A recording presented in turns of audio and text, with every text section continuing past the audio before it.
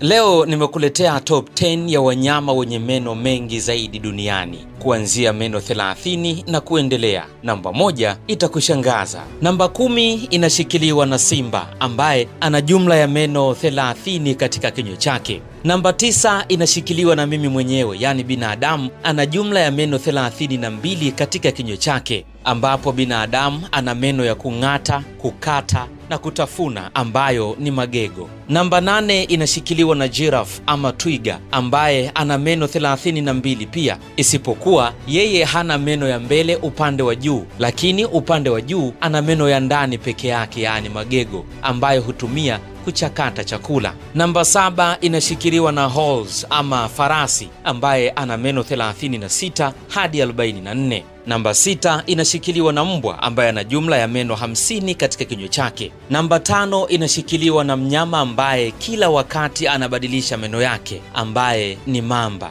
Mamba kila wakati meno yake yanang'oka na kuota mengine, ndiyo maana hawezi kula chakula kigumu. Badala yake akifanya mawindo huchukua kitoweo hicho na kukihifadhi sehemu mpaka kitakapooza, ndipo atakapokula. Kwa hiyo namba 5 inashikiliwa na mamba ambaye ana meno 80 katika kinywa chake. Namba 4 inashikiliwa na dolphin ama pomboo kwa Kiswahili ambaye ana jumla ya meno 100 katika kinywa chake. Ana meno membamba na very sharp kwa ajili ya kuwakamatia samaki ambao huwageuza kuwa kitoweo. Namba 3 inashikiliwa na chatu ama python ambaye ana jumla ya meno 200 katika kinywa chake, na baadhi ya meno yake yamegeukia ndani ya kinywa chake, yamekaa kama ndoano hivi, ambayo humsaidia kukamata vizuri kitoweo wakati wa mawindo yake. Anayeshika nafasi ya pili kwa wanyama wenye meno mengi zaidi duniani basi ni shark ama papa ambaye ana jumla ya meno 30,000 katika kinywa chake, na meno katika kinywa cha papa hayakomi kuota, kila mara yanaota meno mapya. Kwa hiyo kuna uwezekano wa kuongezeka kwa meno kila wakati.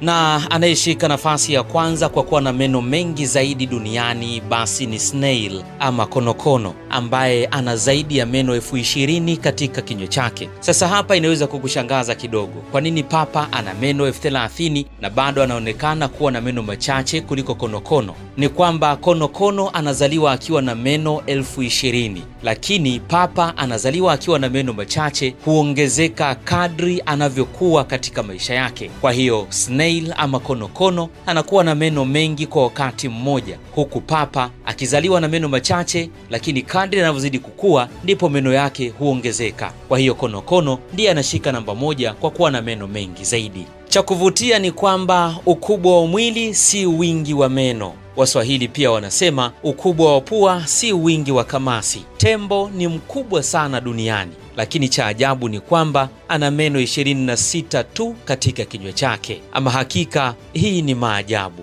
Mimi ni Adili Constantino, endelea kunifollow page za Straight Report na kusubscribe pale YouTube kama Straight Report. Bye kwa leo.